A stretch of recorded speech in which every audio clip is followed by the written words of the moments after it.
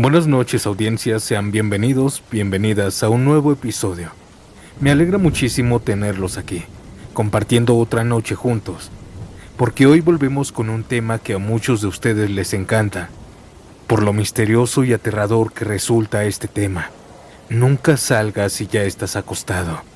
Esta creencia, esta leyenda, si se puede decir así, está tomando mucha fuerza, así que si te interesa el tema, quédate. Apaga las luces, ponte cómodo, relájate. Y si estás haciendo alguna actividad, no te preocupes, aquí te acompaño. Mi nombre es Santiago, y estás sintonizando Estación Siniestra. Comencemos.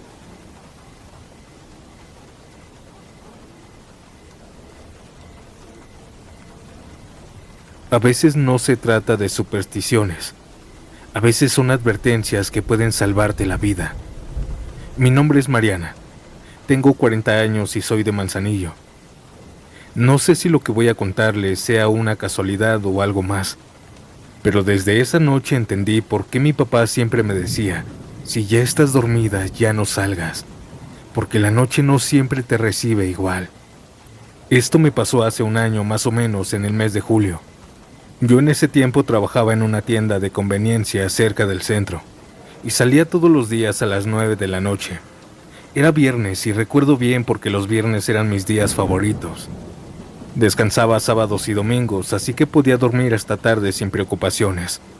También llevaba poco tiempo separada de mi pareja, así que mi rutina era simple: trabajo, casa, baño y a dormir. Ya no salía ni con amigas ni a fiestas, nada de eso. Solo quería descansar y dejar que el tiempo me acomodara otra vez la cabeza.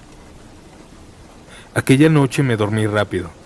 Serían las 11 cuando ya estaba bien dormida, pero como a las 2 de la mañana sonó mi celular. Al principio no contesté, solo lo vi en la mesita y lo dejé sonar.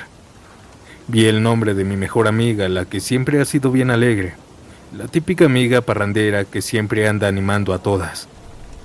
Varias veces me marcó, así que pensé que tal vez era una emergencia, por eso al final contesté. ¿Qué pasó, Leti? ¿Todo bien?, le dije medio dormida. Ella riéndose me dijo, Mariana, despiértate, nos vamos al mar. Aquí están unas amigas y mi esposo va a manejar. Vente con nosotras. Vamos a seguir tomando allá, no seas aguafiestas. Yo me quedé callada unos segundos. No me caía nada mal la idea. La verdad tenía ganas de distraerme, de sentir el aire del mar en la madrugada, de reírme un poco. Por un momento me imaginé en la camioneta con ellas, con música, risas, las ventanas abiertas, viendo el amanecer en la playa. Pero justo cuando estaba por decir que sí, se me vino a la cabeza la voz de mi papá. Esa frase que siempre me decía cuando vivía conmigo. Ya no salgas si ya estás durmiendo, hija. A veces la noche no quiere compañía. Me quedé pensando en eso y sentí un escalofrío leve, como una advertencia. Así que con algo de pena le mentí a mi amiga y le dije, no puedo, Leti, mañana trabajo temprano. Una mentirita piadosa. Ella insistió un poco, me dijo que no fuera aburrida, pero al final colgó riéndose. Yo me quedé un rato mirando al techo, pensando si había hecho bien el decir que no. Pasaron 5 minutos y otra vez sonó el celular. Era otra de las amigas, una que yo apenas conocía. Contesté y me dijo, ándale, Mari, vente, si ya estás despierta, no seas amargada. Va el esposo de Leti manejando, él no está tomando. Vamos a ir todas juntas, va a estar bonito, nos regresamos al atardecer. Yo estuve a punto de aceptar, pero otra vez sentí ese presentimiento raro. Así que le dije lo mismo. No, de verdad estoy cansada y mañana tengo que ir a trabajar. Mejor otro día salimos. Y colgué. Apagué el celular, lo puse boca abajo y volví a dormirme. Al día siguiente, sábado por la mañana, me desperté como a las 9, descansada. Encendí el celular y vi varias llamadas perdidas. Todas minutos después de colgar. Era Leti. Intenté marcarle, pero ya no contestó. Pensé que se le había acabado la pila o que andaba cruda o que se le había perdido el teléfono. no le di tanta importancia. Pasaron los días, el domingo, el lunes, y nada. No contestaba ni los mensajes ni las llamadas. Yo empezaba a preocuparme, pero también pensaba que quizás se había enojado conmigo por no ir. El miércoles, ya estando en el trabajo, me entró una llamada de un número desconocido. Contesté sin pensarlo. Era la mamá de Leti.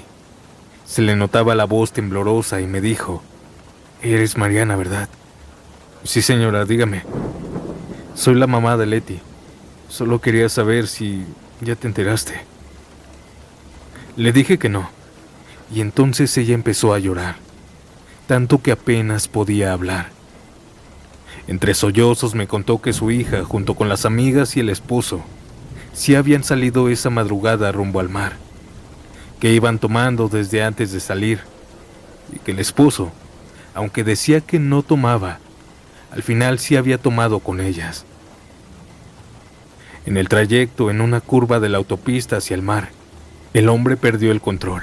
La camioneta se salió del camino y cayó por un voladero. Los encontraron hasta el fondo el martes por la tarde. Estaban hasta abajo, sin vida. Todos murieron. Las 5 muchachas y el esposo. Ninguno sobrevivió. Yo me quedé helada. Sentí que la sangre se me bajaba. Tuve que recargarme en la pared para no caer. No podía creerlo. Mi amiga, con la que había hablado apenas unos días antes, estaba muerta ahora. Colgué sin decir nada. Me fui al baño del trabajo y lloré como nunca. Me temblaban las manos y lo único que pensaba era en esa frase de mi papá. Esa frase que me salvó la vida. Si no fuera por eso, por recordarlo justo en ese momento, yo hubiera estado ahí, en esa camioneta, riendo, cantando, y después nadie me habría vuelto a ver. Hoy, un año después, tengo una pareja nueva, un hombre bueno que me cuida y me respeta. Sigo viviendo aquí en Manzanillo, y cada noche antes de dormir, le agradezco a Dios y a mi papá por esas palabras. Si ya estás durmiendo, ya no salgas. Puede que sea la muerte llamándote. No sé si fue una advertencia del cielo, una coincidencia o simple instinto, pero lo cierto es que me salvó la vida.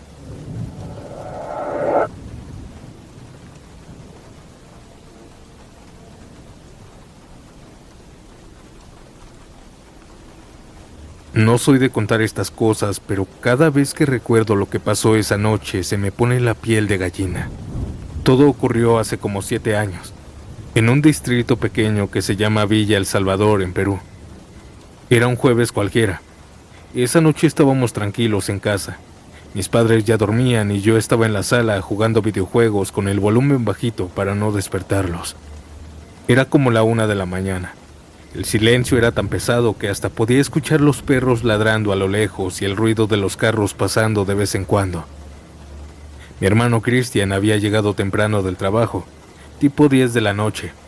Cenó, se bañó y se acostó enseguida porque decía que estaba muerto del cansancio. Yo pensé que ya estaba bien dormido, hasta que escuché pasos arrastrando chanclas en el pasillo. Volteé y ahí estaba él, medio despeinado, con los ojos entrecerrados y el celular en la mano. Le pregunté medio riéndome: «¿A dónde vas, loco?». Y él me dijo que iba a la tienda, que quería comprar un cigarro. La tiendita estaba aquí nomás, a 5 casas de distancia, en la esquina. Era conocida por cerrar a medianoche o 1:30 máximo, ya que tenía buen flujo de clientes borrachos. Pero igual le dije: «Oye, ¿no te habías acostado ya? Ya no salgas, en serio, ya es tarde. Si quieres yo voy». Cristian se me quedó viendo con esa sonrisa burlona que siempre tenía. «No seas ridículo. ¿Qué creencia es esa? Solo voy por un cigarro y me regreso. Ya, no seas ridículo». Yo insistí. Le dije que no fuera, que ya estaba dormido y que no tenía que salir. Pero él solo se rió otra vez. Se puso una chamarra ligera y salió diciendo: «Regreso en 5 minutos». Se fue caminando tranquilo, sin saber que esa sería la peor decisión de la noche. Pasaron 5 minutos, luego 10 y después 15, y nada. Yo ya tenía un mal presentimiento. Me quedé mirando la puerta, escuchando cada ruido de la calle, pero no oía nada. Apagué el videojuego, me puse las sandalias y justo cuando estaba a punto de salir a buscarlo, alguien comenzó a golpear la puerta con desesperación. No era un toque normal, eran golpes secos, fuertes, acompañados de gritos. Y lo peor, era la voz de mi hermano. «Ábreme, ábreme por favor, ábreme». Todos en la casa se despertaron del susto. Mi mamá salió corriendo de su cuarto, mi papá encendió las luces. Yo fui el primero en llegar a la puerta y cuando abrí, ahí estaba Cristian, pálido, temblando y el aliento entrecortado. Tenía las manos frías y los ojos llenos de lágrimas. Apenas entró, se recargó en la pared y me dijo, entre rabia y miedo: «Tenías razón, no tenía que haber salido, carajo». Mi mamá lo abrazó. Mi papá le preguntó que qué había pasado, pero él no podía hablar bien. Estaba como en shock. Le dimos agua, lo sentamos en el sillón y después de unos minutos empezó a contarnos. Dijo que había llegado a la tienda como siempre. Esa noche estaba por cerrar el señor, pues ya no había nadie. El señor que atendía lo saludó. Le dio el cigarro y cuando le estaban dando el cambio, entraron 2 tipos con caras tapadas y armas en la mano. Uno gritó que nadie se moviera y que no voltearan. Mi hermano pensó que era una broma al principio, pero cuando vio el cañón del arma, se le congeló el cuerpo. Uno de ellos, muy agresivo, lo agarró del hombro, lo empujó al suelo y le gritó: «De rodillas y no me mires». Cristian sintió el frío del arma en la cabeza. Dijo que podía escuchar su propio corazón golpeándole el pecho. El otro tipo amenazaba al dueño de la tienda. Le pedía la caja, el dinero y su celular. Cerró la cortina de la tienda y ahí se quedaron adentro. Apenas iban varios minutos, pero para él fue una eternidad. Le temblaban las piernas, decía que tenía tanto miedo que no podía respirar bien. Le quitaron el celular y le revisaron los bolsillos, buscando más dinero. El señor de la tienda también estaba arrodillado, sudando, pidiéndole que no les hicieran daño. El robo duró casi 10 minutos, pues abrieron un poco la cortina y comenzaron a llevarse mercancía de la tienda. Los 2 ladrones se llevaron la caja de dinero, mucho producto, sus celulares, y antes de irse les gritaron: «No se levanten hasta que cuenten hasta 100». Ellos salieron corriendo al carro que habían llenado. Mi hermano y el tendero se quedaron ahí, paralizados, escuchando el motor del carro arrancando. Dijo que esperó un par de minutos más y cuando se sintieron seguros se levantaron temblando. El señor lo miró y solo le dijo: «Gracias a Dios estamos vivos». Cristian le respondió casi llorando: «Sí, pero sentí que no salía de esta». Platicaron un momento, y luego mi hermano se echó a correr hasta la casa. Venía tan asustado que se le olvidó el cigarro. Solo quería llegar, cerrar la puerta y no volver a salir jamás a esa hora. Después de contar todo, mi mamá empezó a llorar. Y yo solo me quedé sentado mirándolo. Él me veía sin decir nada, como si quisiera pedir perdón sin palabras. Desde esa noche nunca más volvió a salir después de acostarse, ni siquiera si le faltaba algo importante. Y yo entendí que a veces esas viejas creencias no son tonterías. Aquella noche nunca se me va a olvidar, porque pude haber perdido a mi hermano por un simple cigarro que ni siquiera se llevó, por ignorar una advertencia que muchos llaman superstición, pero que después de eso, en mi casa se convirtió en ley.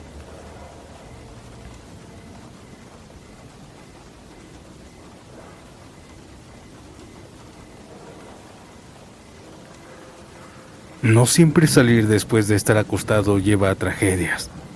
A veces te puede llevar al encuentro paranormal más grande de tu vida. Me llamo Iván y soy de un pueblo chiquito de Guanajuato. Aquí las calles todavía son de piedra y por las noches solo se oyen los grillos. Un pueblo pequeño. Esto que voy a contarles le pasó a mi tía Lili, allá por el año de 1994, cuando ella tenía apenas 18 años. Y aunque ya pasaron muchos años, en la familia todavía se habla de esa noche como si hubiera sido ayer. Mi tía Lili en ese tiempo estaba de novia con su actual esposo. Se llama Samuel. Tenía la misma edad. Y se querían de verdad, pero había un problema.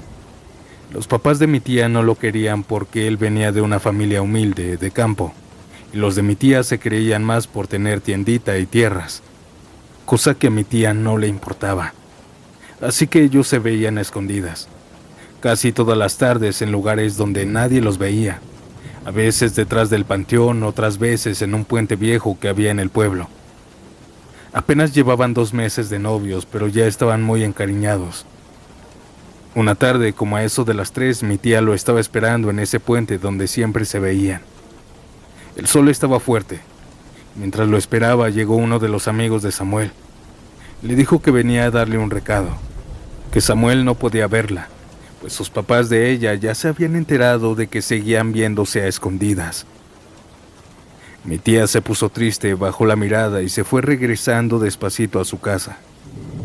Cuando llegó se armó el lío. La estaban esperando sus papás. La regañaron muy feo y la encerraron. Le prohibieron salir por 1 mes. Esa noche ella cenó poquito. Barrió su cuarto, dobló su ropa y se durmió temprano, como a eso de las 8 de la noche, porque en ese tiempo uno no se desvelaba. La casa de mis abuelos era muy grande. El terreno era inmenso. El cuarto de mi tía quedaba justo pegado a la calle y tenía una ventana algo grande como de 1 metro. Como la habían castigado, le cerraron la puerta con llave para que no saliera. Pero a medianoche algo la despertó. Escuchó 3 toquidos en la ventana. Primero pensó que había soñado, pero los volvió a escuchar. Se levantó despacito, descalza, y al asomarse vio una figura afuera. Estaba parada junto a la ventana. Era Samuel, su novio. Estaba montando en su caballo con una sonrisa cansada, y le dijo en voz baja: «Lili, sal, vamos a dar la vuelta. Te tengo una sorpresa en mi casa». Ella se asustó y le dijo que no podía salir, que la estaban castigando, que sus papás la habían encerrado y que si la descubrían, se acababa todo. Pero Samuel insistía, hablándole bonito. «Ándale, nomás un ratito. No te va a pasar nada, te prometo que te regreso antes del amanecer.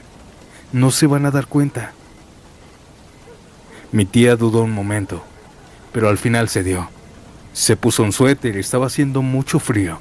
Se arregló el cabello rápido y se empujó por la ventana con cuidado para que no hiciera ruido. Samuel la ayudó a salir y la subió al caballo con cuidado. La casa de Samuel quedaba en el otro pueblo. No estaba lejos, a unos 10 minutos cabalgando. Pero el camino era feo, eso sí. Un camino solitario lleno de árboles, barrancas y parcelas abandonadas. No habían faroles en ese tiempo, ni casas, ni nada.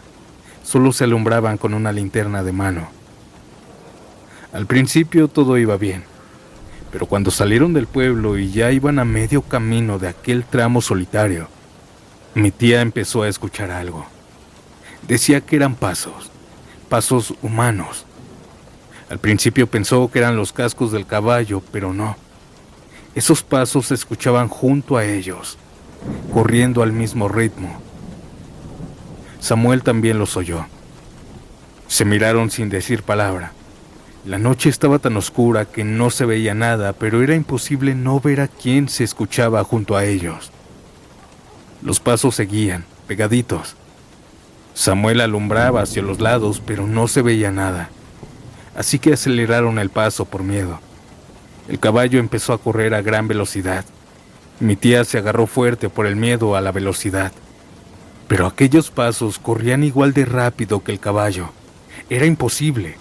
Mi tía Lili decía que era como si alguien invisible lo siguiera corriendo al lado del camino. Pasaron junto a un cerro y en una de esas paredes de tierra, mi tía alcanzó a ver una sombra muy larga, más oscura que la noche, como de 2 metros. Se veía claro cómo aquella sombra movía los árboles, como si pasara sobre ellos o su energía los hiciera moverse. Era como la figura de una persona, pero sin forma clara, solo un bulto que se movía con ellos. Ella se abrazó fuerte de Samuel, llorando del miedo. Él trataba de calmarla, pero estaba igual de asustado. Los pasos siguieron detrás de ellos hasta que llegaron a la entrada del otro pueblo. Ahí, justo al cruzar el arco de piedra, los pasos desaparecieron. Ni uno más, solo silencio. Samuel y Lili siguieron avanzando despacio, ya más tranquilos. Parecía que la noche volvía a la calma. Pero faltando una calle para llegar a la casa del novio, vieron a un anciano parado en medio del camino. Era un viejito flaco, con un zarape viejo, sombrero de paja y un bastón de madera. El caballo, antes de llegar a él, se detuvo solo, seco, como si no quisiera pasar. El anciano les habló con voz tranquila. «Buenas noches, muchachos, ¿a dónde van tan deprisa?» Samuel, nervioso, le dijo que iban a su casa, que lo disculpara, pero que se moviera un poco para poder pasar, y le aventaron un poco el caballo. El anciano sonrió raro. Les dijo que por qué tan groseros, que él los estuvo cuidando todo el camino. Mi tía lo miró confundida. «¿Cómo que cuidándonos?», le preguntó. El anciano levantó la cabeza y con una sonrisa extraña respondió: «¿A poco no me escucharon correr a su lado?». Cuando dijo eso, mi tía sintió un escalofrío de los pies hasta la cabeza. Samuel se quedó sin palabras.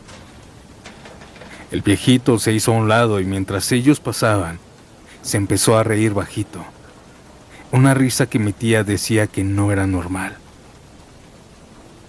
Ya cuando estaban a unos metros, el anciano gritó con una voz ronca. Para la otra los dijo que se los lleve el diablo. Esa noche mi tía no regresó a su casa.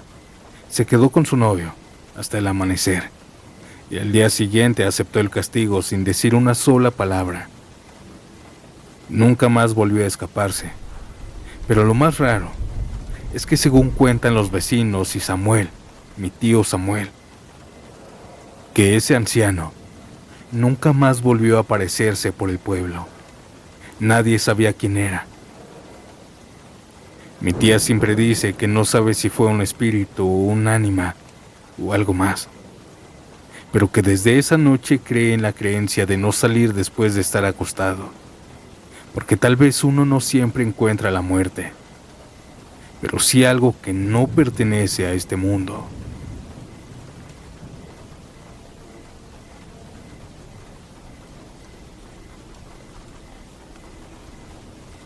En mi pueblo dicen que si ya estás acostado y algo te llama, no tienes que salir, porque la noche tiene su forma de avisarte cuando algo malo puede pasar.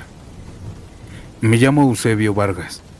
Tengo 47 años actualmente y vivo en un rancho cerca de La Piedad, Michoacán. Toda mi vida me he dedicado al campo, a cuidar animales y a sembrar. No soy tanto de contar historias, pero lo que me pasó hace unos meses me hizo entender por qué los viejos del pueblo decían esas cosas que uno escéptico cree que son tonterías. Era un jueves por la noche. Ese día había llovido un poco en la tarde y en el cielo se miraban nubes gruesas, negras, como de tormenta grande que se avecinaba. Yo había terminado de darle de comer a las vacas y a los becerros. Cerré el corral y me metí a la casa. Mi esposa ya se había acostado porque al otro día tenía que ir temprano al tianguis, y mis hijos estaban dormidos. Eran como las 9:30 y yo ya estaba cansado. Cené, apagué la lámpara del comedor y me metí a la cama. La lluvia comenzó a caer leve. Se escuchaban las gotas en las láminas del techo, ese sonido que a uno lo arrulla. La tormenta comenzó cada vez más fuerte por la madrugada y varias veces me despertó. En una de esas despertadas empecé a escuchar que una vaca mugía raro, como si algo la estuviera asustando. Abrí los ojos y me quedé escuchando. Otra vez escuché el mugido, mucho más fuerte, seguido de un ruido de algo golpeando el portón del corral, como si se hubiera metido alguien. Me senté en la cama, molesto. Mi primer impulso fue levantarme y salir con la lámpara para revisar. Hasta me puse las botas. Pero justo cuando me las iba a abrochar, me acordé de lo que decían en el pueblo. Me quedé con eso en la cabeza, con el pie medio afuera de la cama. La vaca seguía mugiendo y la lluvia empezó a caer mucho más fuerte. Por dentro peleaba conmigo mismo entre salir o no salir, pero al final decidí no hacerlo. Me quité las botas, me recosté otra vez y cerré los ojos. Aunque el ruido seguía, dije para mí, mañana veo qué fue, ahorita no salgo. Pasaron unos segundos y empezó el viento mucho más fuerte. Se escuchaban las ramas moviéndose y de repente se oyó un trueno tan fuerte que nos hizo brincar en la cama a todos. Fue un estruendo en seco, como si hubiera caído muy cerca. La luz se fue al instante. Todo quedó en silencio, oscuro. Solo se escuchaba la lluvia cayendo con fuerza. Mi esposa, asustada, me preguntó que qué era eso. Yo le dije que un rayo, pero que se había sentido y se había escuchado cerquita. Nos quedamos un rato en silencio. Yo tenía la lámpara de mano junto a la cama, así que la agarré, la encendí y le dije, voy a asomarme tantito, nomás desde la puerta. Ella no quiso que saliera, pero igual me levanté. Abrí la puerta despacio y el olor a tierra mojada me pegó de lleno junto con la brisa. El cielo todavía estaba relampagueando, y en el corral, allá donde estaban las vacas, salía humo. Levanté la lámpara y la luz alcanzó a alumbrar una parte del terreno. Había un agujero en la tierra, y la madera del cerco estaba negra, chamuscada. Una de las estacas todavía soltaba flamas pequeñas. El rayo había caído justo ahí, en el corral. Me quedé helado.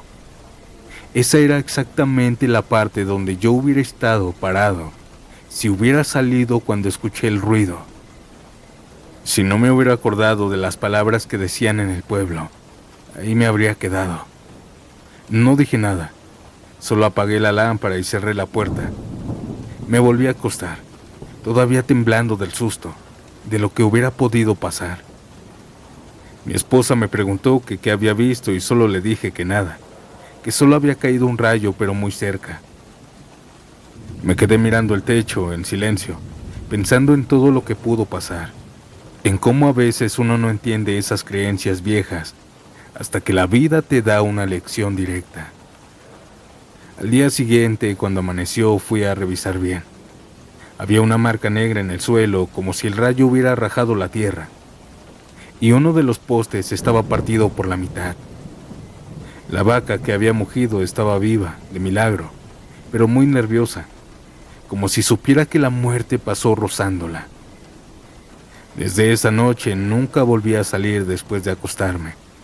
Si algo pasa afuera, espero hasta el amanecer.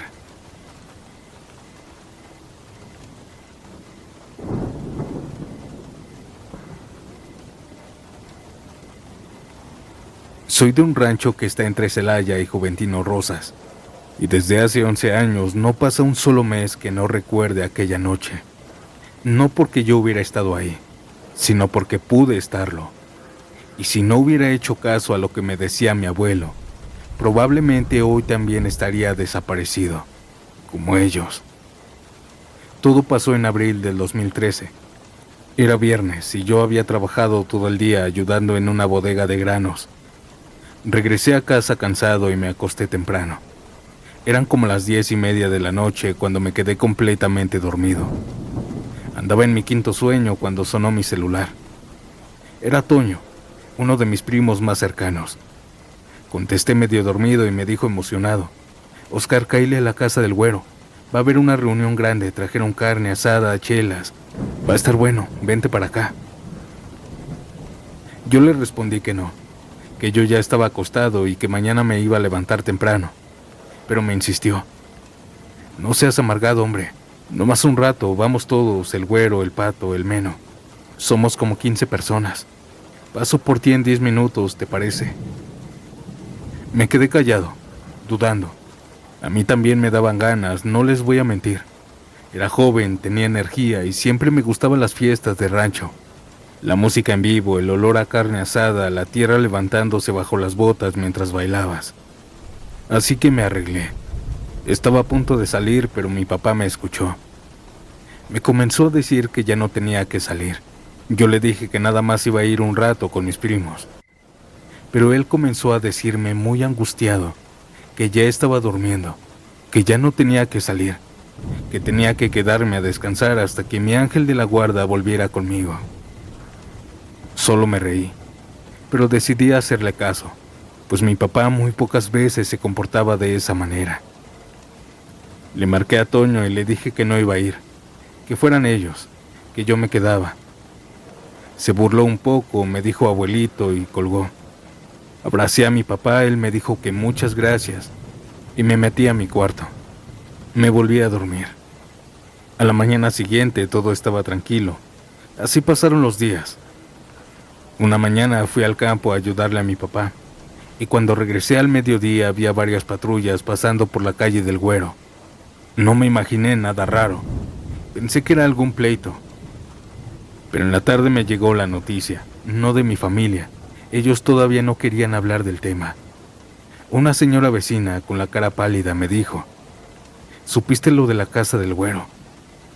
Le pregunté que qué había pasado y solo me contestó: desaparecieron todos.